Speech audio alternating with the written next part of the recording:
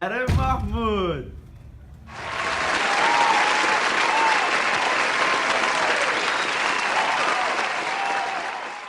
Aaron Manav.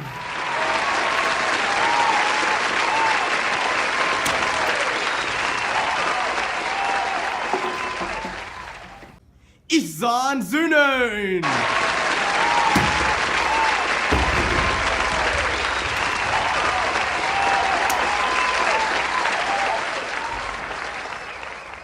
Omar Dave.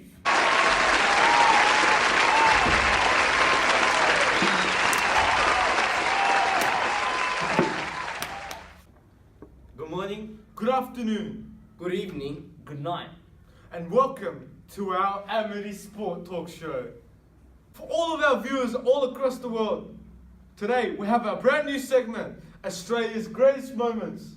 Presenting tonight's first great moment, we have Ihsan Zunoon. We have our three selected moments. First off, we have a golden year of rugby union, where our courageous Wallabies, in their rugby union tour in the foreign land of Britain, Scotland, Ireland, and Wales. Our men had played their hearts out at every test and gave no chance to the Big Four, which consisted of England, Scotland, Wales, and Ireland. Although we were the away side and those other nations were on their home soil, we had come out as victors and the overall victors of the whole tour. This tour had been played between the 17th of October till the 15th of December in our recognition year of 1984.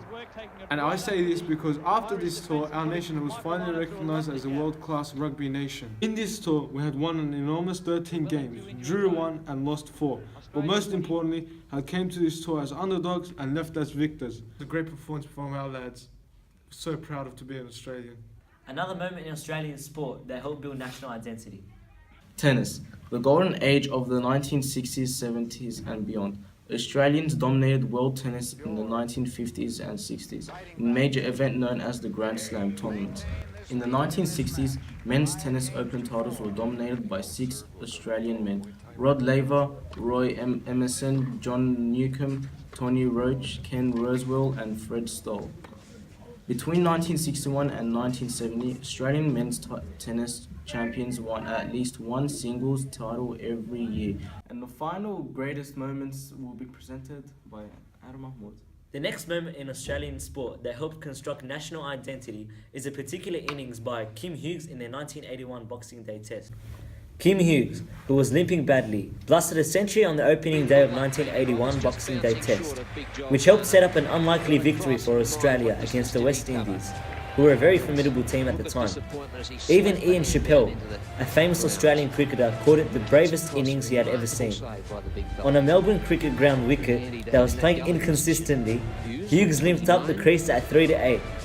Terry Alderman hung around during a crucial 43-run partnership, which helped Hughes obtain a century.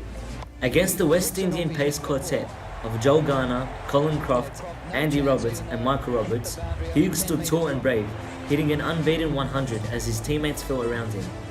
Thanks to Hughes' acts of heroism, Australia ended up winning the match by 58 runs, with Kim Hughes as man of the match. Kim Hughes' century is possibly one of the all-time great 100s. This show of bravery by Kim Hughes on the 1981 Boxing Day Test really contributed to shaping Australian national identity, as it displays a great example of courage and mental fortitude. And now, we have our first and last male athlete introduction by Aaron Manav. Wally the King Lewis. He's one of the greatest athletes that Australia has ever produced, as it isn't easy to be nicknamed the King. Arguably one of the greatest and most decorated players in rugby league history, being inducted as the 6th member of the Immortals, who are highly regarded as the greatest players in rugby league history. On December 1st, 1959, Wally Lewis was born to an athletic family with his father, Jimmy, playing first grade rugby league, and his mother, June, who was playing representative netball for Queensland. Wally started playing rugby league at the age of 6. While he was a teenager, he played for Queensland against New South Wales, and he also toured in Great Britain for rugby union, but was told that he had to stop playing rugby league if he wanted to make it as a rugby union player.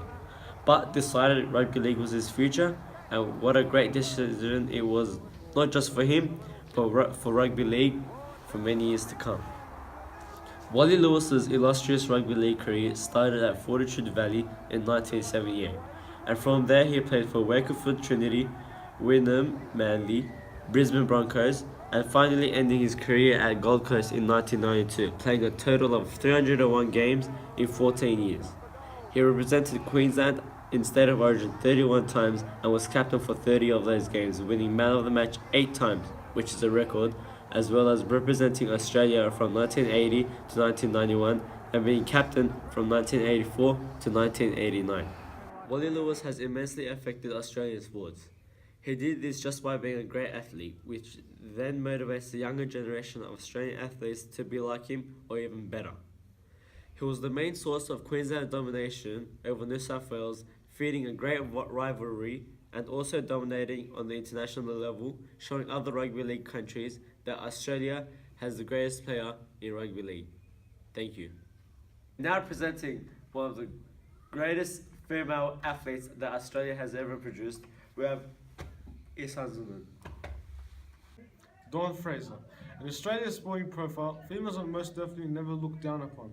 An amazing example, the utmost perfect, the Australian legend, was born on the 4th of September 1937, is an Australian freestyle champion swimmer. She is one of 3 swimmers to have won the same Olympic event 3 times in a row. In Dawn Fraser's case, the women's 100-meter freestyle. She was born into a poor working family. She is the youngest of 8 children. Her father, Kenneth Fraser, was from Embo, Scotland. The start of her swimming career had started at the age of 14 when she was spotted by coach Harry Callan at the local sea bars.